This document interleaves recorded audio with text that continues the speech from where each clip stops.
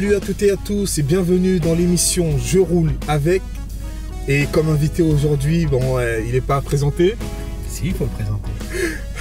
Le pasteur Carlos Payan. Salut Carlos, ça va? Salut, ça va, merci. Quoi de beau avec ce beau temps? Eh bien, tu vois, aujourd'hui, il fait beau, mais le soleil de justice est toujours dans mon cœur. Et c'est dans ces rayons que se trouve la guérison. Waouh! Alors, dis-moi, raconte-moi un peu ton parcours, parce que c'est vrai que tu es pasteur à Paris Tout est possible. Oui. Tu organises un peu des événements, des conférences sur la guérison, sur l'unité. J'évangélise aussi. Tu évangélises aussi. Un peu partout en France. Un peu partout en France. Tu as écrit pas mal de bouquins. Comment tu t'es donné au Seigneur? Alors, d'abord, il faut savoir que moi, je suis le 8e d'une famille de 9, effectivement. Mes parents étaient républicains espagnols, communistes. Donc voilà, moi, je militais pour ce parti, sur le marché, donc dehors, dans la rue. Et donc, je donnais des tracts et on m'a donné un Nouveau Testament. Voilà, je ne savais même pas ce que c'était. Je ne savais même pas qu'il y avait un ancien, encore moins un nouveau. Donc, j'ai pris et je l'ai mis dans ma poche droite de mon jean derrière. Et là, je l'ai oublié, je suis rentré chez moi. C'est un petit Nouveau Testament comme ça. Et donc, je me suis allongé sur le canapé. Tout d'un coup, j'ai senti une gêne dans ma fesse droite. Et c'était le premier signe comme ça. Dieu venait me dire, je suis là, au travers de sa parole. Et j'ai commencé à lire, et je n'ai rien compris. Mais j'étais attiré par quelque chose que je ne comprenais pas. Voilà. Maintenant, je peux dire aujourd'hui que le Saint-Esprit déjà m'a préparé à cette rencontre que j'ai fait quelques temps après, au pied de mon lit, où je me suis mis à genoux, parce que je pensais que les chrétiens priaient à genoux, c'était ce que j'avais comme image dans les films. Moi, je regardais La Petite Maison dans la Prairie à l'époque, c'était en 81, donc ils étaient à genoux, et donc comme j'étais pas charismatique, je levais pas les mains, donc j'ai levé le poing, et j'ai fait ma première prière. Voilà, j'ai fait ma première prière qui était conditionnée. J'ai dit, Seigneur, si tu existes, je veux militer pour toi. Et à mon insu, Dieu a enregistré cette prière. Waouh. Et du coup, maintenant, tu milites pour Dieu? Je milite pour Dieu depuis 1981, donc ce qui fait bientôt 37 Ouais, 38 ans? Ouais, 37. 37. Voilà. Waouh. Et est-ce que tu peux nous parler un peu de ton ministère Alors, à Paris Tout est possible. Donc, alors d'abord, j'ai été pasteur pendant 15 ans à Mâcon, voilà, dans le centre de la France. M'a-t-on dit, vous avez vécu un puissant réveil? À Mâcon, il y a eu un réveil avec les jeunes et aussi les adultes.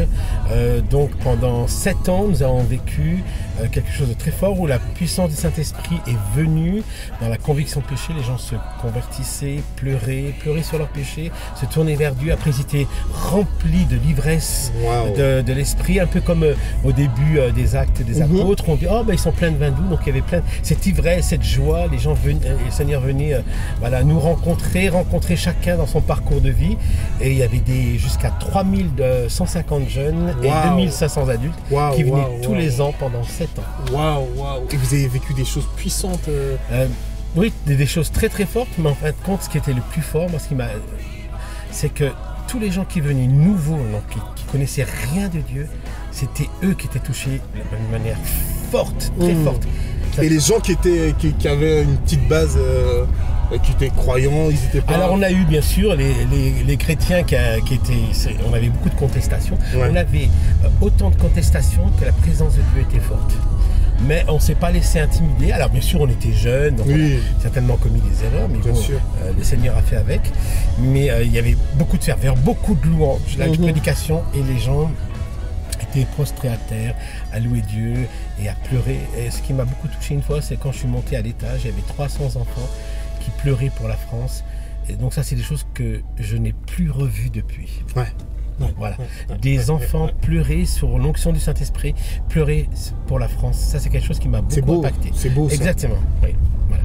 Et justement, concernant Paris Tout est possible, tu as un fort impact sur les personnalités, sur les gens. c'est le gratin parisien du... Oui, bon, certains ont dit que j'étais le pasteur des bourgeois, des gens des CBG. Bon, à vrai dire, bon, quand je suis venu à Paris, quand j'ai été muté à Paris, j'habitais à Neuilly-sur-Seine. Bon, je travaillais dans le 7e. On n'est pas voilà, donc pas la j'étais classe dans sociale. Mais peu importe, c'est pas mon niveau à moi, puisque moi je suis fils d'ouvrier. Ouais, voilà, oui, mais j'étais au milieu d'eux, un peu comme une folie de Dieu, comme si Dieu n'avait pas besoin de quelqu'un de leur niveau, quelqu'un de leur intelligence intellectuelle, mais quelqu'un qui les aime tels qu'ils sont. Et donc Dieu m'a appris, et ça je l'ai vu dans la parole de Dieu, lorsqu'il a vu l'homme riche, il l'aimait. Donc moi j'ai appris à aimer, parce que j'aimais pas trop ces riches, surtout quand les riches sont malades et puis ils ont des problèmes, on dit déjà qu'ils sont riches, c'est déjà pas mal. Donc il a fallu apprendre, et au milieu d'eux, Dieu m'a fait être ce pasteur qui les aime tels qu'ils sont. J'ai prié pour eux, il se passait des choses très fortes qui me surprennent. Et qui sont à la limite du scandale, parce qu'on se dit pourquoi Dieu a fait ça plus là que là-bas. Je ne sais pas, Dieu a priorisé certaines choses, je les accepte, mais en tous les cas, mais aujourd'hui je vais chez les riches, chez les pauvres, ça me pose aucun problème. Mais c'est vrai que grâce à ça, j'ai connu ce qu'on appelle certains décideurs économiques des grandes familles parisiennes. Et tu priais pour politiques. Oui, parce que ils ont besoin de Dieu. Hein. Oui, j'ai travaillé pendant 15 ans auprès des politiques, c'est fait que aussi ça a beaucoup aidé. Mais il y a exactement, alors souvent je dis, vous savez, quelqu'un qui a un fils dans l'alcool ou la drogue en banlieue ou dans les quartiers chics, et la différence c'est pas ni l'alcool ni la drogue, mais c'est où ils l'achètent. Donc certains vont l'acheter à Lidl ou à Lidl Price et d'autres à Monoprix où ils sont livrés à la maison, et la drogue c'est pareil. Donc ça détruit tout le monde en fait. Et donc il y a besoin de ce même évangile pour les uns et pour les autres. Yes. Et concernant le réveil, parce que tu as vraiment à cœur le réveil ici à Paris, quel est le regard que tu portes sur l'église en France? Bon, alors moi j'ai pas à juger à l'église. Tout ce que je sais, c'est que si on veut vivre des choses de l'esprit, il faut prêcher la parole de Dieu. Il faut avoir un zèle, l'audace. Il faut laisser l'Esprit de Dieu en nous, faire des choses qui soient à la limite, à la rigueur, je vais dire à ceux qui nous écoutent, si on vous a jamais dit que vous étiez fou, c'est qu'il vous manque quelque chose. Vous êtes trop dans la limite humaine. Je vous rappelle que lorsque les femmes qui vont annoncer la résurrection, on va dire elles sont folles. Ces femmes qui vont annoncer aussi que Pierre est sorti de prison, ils sont fous. Donc partout, ou par exemple les premiers disciples, on les nomme pas chrétiens dans Acte 16, on va dire ces gens qui ont bouleversé le monde. Pour bouleverser le monde, il faut soi-même être bouleversé par le Saint-Esprit. Le rôle du Saint-Esprit, c'est de nous mettre mal à l'aise pour ajuster, pour faire une mise à jour en permanence, pour que ce soit le Saint-Esprit et la parole de Dieu qui ait raison sur nous, et pas nous qui utilisions sa parole pour donner raison. Donc on doit perdre pour être des vainqueurs, et plus que vainqueurs avec le Seigneur. Donc il faut laisser le Saint-Esprit. Il y a une bataille. Cette bataille, elle s'arrose avec des larmes, elle s'arrose avec des cris, un peu comme dit l'apôtre Paul. Donc je porte les douleurs d'enfantement. Il y a quelque chose qui est de l'ordre de l'irrationnel, de l'inhabituel. D'ailleurs, j'aime bien dire, le christianisme a été inventé par les hommes, mais Jésus est venu rencontrer l'être humain. On fait du Christ en nous. On ne fait pas notre vie améliorée ou de la terre bénie. Nous, on veut du ciel sur la terre. Donc il y a quelque chose qui doit nous déranger. C'est à nous de nous mettre à son écoute et à fléchir le genou et à le suivre. C'est pas à nous de dire Seigneur, bénis mes projets. Jésus est venu pour ceux qui étaient pas bien portants, ceux qui étaient malades. Il est venu pour sauver les hommes. Il est venu les rencontrer. Je vais vous apprendre à ce que ça veut dire la miséricorde. Ça veut dire Et puis il est venu pour bouleverser nos cœurs, pour qu'on soit des porte-parole de Jésus. Waouh. Maintenant, c'est le temps du chiche ou pas chiche. Alors qu'est-ce que c'est ce truc encore? Alors, chiche ou pas chiche, de tronquer ton costume de pasteur pour une soutane au Vatican. Pourquoi faire? Moi je suis déjà allé au Vatican en costume. C'est pour ça que je te pose jean. Non. Parce que t'es souvent attaqué. Oui, sur ce mais point. moi je ne change pas d'habit, c'est mon cœur qui change. Voilà, donc non, je suis pas chiche de mettre une soutane pour aller au Vatican. J'ai été reçu comme ça avec ce pantalon noir, avec cette chemise d'ailleurs, parce qu'on m'a reçu pour qui j'étais et pas comment j'étais habillé. Donc je ne veux pas changer de vêtements. Pas chiche. Pas chiche. Pas chiche. Alors, deuxième question. Chiche ou pas chiche de prêcher l'évangile devant des généraux de Daesh. Non, je suis pas chiche. Pas chiche. Je suis pas chiche. Pourquoi? Parce que je suis pas. Je ne vais pas sur le terrain de l'ennemi comme ça les provoquer, sauf si le Seigneur m'en demande. Par contre, je vais aller détruire les œuvres du diable, ce que le Seigneur va faire avec moi, sur les pauvres, les petits, les victimes de Daesh. Oui, je vais aller vers eux. Ceux qui sont sous leur domination, sous la soumission, les femmes, les hommes, ceux qui sont orientés. Alors je vais aller vers eux, vers ces généraux-là. Non, j'ai pas envie d'aller vers eux. Ok. Donc je suis pas chiche. Bon, voilà, tu vas me trouver drôle, mais je suis pas chiche encore. Moi, je pensais que tu étais un peu fou, plus fou que ça. Non, je suis fou, mais avec la cohérence de l'évangile. Je ne veux pas faire n'importe quoi. Je veux faire ce que Dieu me demande de faire. Yes. Alors, chiche ou pas chiche, d'ouvrir ma boîte à gants. J'ai quelque chose pour toi dedans. Ben, si c'est une liasse de billets. Ma foi, c'est quoi ça? Tu peux prendre? Ah, ça, la caméra? Ouais. Ah, ça, elle fonctionne là? Bah, écoute, apparemment, oui. Tu as un ministère de guérison. Oui. Tu as un ministère pour restaurer des vies. C'est l'onction qui est sur ta vie. C'est ce que les gens disent de moi. C'est ce que les gens disent de toi. Il y a peut-être des personnes qui nous regardent là, qui ont besoin d'une prière, qui ont besoin d'une consolation, qui ont besoin d'une guérison. Chiche ou pas chiche, de prier pour eux là, les bénir. Tu te laisses inspirer. Oui. Chiche. Chiche. Chiche. Chiche. Alors, moi j'aimerais prier pour tous ceux parmi vous qui ont faim et soif de Dieu, et notamment ceux qui sont sous la violence conjugale ou la violence dans les familles, ou ceux qui ont honte de leurs enfants. Et laissez l'Esprit de Dieu guérir votre vie, parce que Dieu est venu pour que tu aies le bonheur et la grâce au quotidien, d'accord? Pour que tu arrêtes de survivre, mais que tu puisses vivre. Alors j'aimerais te dire que Jésus a dit, je serai avec vous tous les jours, donc tous les aujourd'hui, et aujourd'hui c'est le jour de ton salut, de ta guérison et ta délivrance. Et je voudrais prier pour ton fils ou ta fille qui est lié par la puissance occulte ou par la violence, la drogue ou l'alcool, ou pour les coups que tu reçois en silence et que tu n'as jamais osé dire, que le Seigneur te libère de ça, pour simplement que tu sois un chrétien heureux.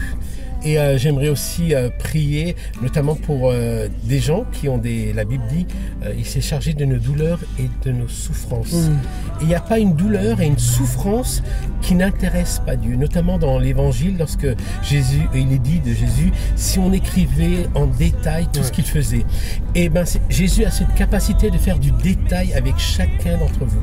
Donc je demande au Saint-Esprit d'opérer en détail, là selon vos besoins à chacun, pour que vous puissiez être au bénéfice de la grâce de Dieu, parce que c'est pour ça qu'il est mort. Amen. Jésus a donné sa vie pour que tu n'aies plus à subir ni ses souffrances, ni ses douleurs. Amen. Amen. Waouh, waouh, waouh, waouh, waouh. Ben dis donc. C'est bon. Par contre, là, je suis chiche. Là, t'es chiche, là. Oui, mais parce que je crois que ça correspond à quelque chose qui est dans mon cœur. Et j'ai donné ma vie au Seigneur pour prêcher l'évangile. Pas pour aller attaquer des gens qui ne sont pas intéressés par l'évangile. Souvent, même si les gens ils disent qu'ils ne sont pas intéressés par l'évangile, je parle des gens au quotidien ici, souvent... Parce que là, on est dans les beaux quartiers. On est dans les beaux quartiers, on aurait pu être dans d'autres quartiers. L'état des cœurs est exactement pareil. Tout à fait. Dans tous les quartiers. Tout à fait. Waouh. Et bon, pour terminer... Bah, tu fais ce que tu veux. Tu peux faire... C'est pas l'habitude que les caméras soient braquées vers moi. Oh, arrête. Non, parce que souvent dans mes réunions, je vais vous dire une chose, souvent dans mes réunions, je veux pas qu'il y ait de caméra. Simplement pour respecter la pudeur. Vous verrez d'ailleurs très peu, lorsque je prie pour les gens, s'ils tombent sur la puissance du Saint-Esprit, ou lorsque je prie pour quelqu'un qui a une caméra, parce que je respecte ce temps, cette pudeur, où le Seigneur agit avec délicatesse et tendresse. Donc non, je suis pas quelqu'un qui a mes caméramans à droite à gauche. Vous verrez, je ne suis pas comme ça. Donc ça c'est Salomon. Alors pour terminer, nous allons te présenter ton album. Oui. Tu as sorti un dernier album qui s'appelle Abba Père. Abba Père, oui, donc c'est le troisième d'une trilogie bleu, blanc, rouge. Voilà, ça c'est il fait l'émission, hein, c'est bon. Ça c'est Abba Père, Romains 8, 18. Quand l'Esprit de Dieu est en toi, tu dois crier, pas chuchoter Abba Père. Et dans ce CD, tu as 4-5 fois la possibilité de crier, chanter Abba Père. J'ai pris des chants évangéliques, catholiques et tout, et c'est super. Bien sûr, il y a le chant bien sûr de Samuel Olivier, mais aussi de Glorious, ouais. aussi de 777, là tout ça. Vous allez voir ça, c'est super. Donc si vous l'achetez, eh ben c'est bien. Une pluie de bénédiction. C'est une pluie de bénédiction pour vous et pour les autres. Super. On peut faire une offre ou pas, non? Bah oui, bien sûr. Alors je vais vous dire une chose. Si tu achètes ce CD 10 €, d'accord, tu l'achètes pour toi. Moi, je t'en donne pas un, mais 2 à offrir pour ceux qui ont besoin. Waouh, waouh, waouh. Et comment on peut accéder à cette offre? Et bien alors, il faut écrire Paris Tout est possible, boîte postale numéro 7, 92 360, Meudon-la-Forêt. Et faire la demande. Faire la demande. Et je vais prendre les 50 premiers. Waouh! Donc empressez-vous. Voilà. Ça c'est une exclusivité. Je vous l'avais. 3 CD 10 €, ça n'existe pas. Ça n'existe pas. Par contre, attention, tu ne dois pas les revendre, tu dois les donner. C'est de l'évangélisation. Waouh! Et c'est sur ces belles paroles, cette belle promotion et ce bel encouragement que nous terminons l'émission Je roule avec. Nous vous bénissons. Oui, on bénit. Soyez encouragés, persévérez, restez chrétiens, allez-y, souriez. Et puis tous ceux qui vous disent des choses, eh ben laissez-les parler. Et avancez. Et avancez. Que Dieu vous bénisse. Et l'église est merveilleuse, les chrétiens sont magnifiques. Peut-être que tu viendras présenter les prochaines émissions parce que tu es formidable. Mais c'est Dieu qui est formidable en moi. Parce que normalement, je suis timide et introverti. Ah bon? Mais depuis ma conversion, je vis. Waouh! Je suis non seulement libre, mais réellement libre. Que Dieu vous bénisse. Amen. Et au revoir. Ciao. Ciao. Apparemment, oui. Plutôt comme ça. Ah, pardon? Non, comme ça de l'autre côté. Non, ouais. Comme ça. Voilà. Alors, fiche de quoi?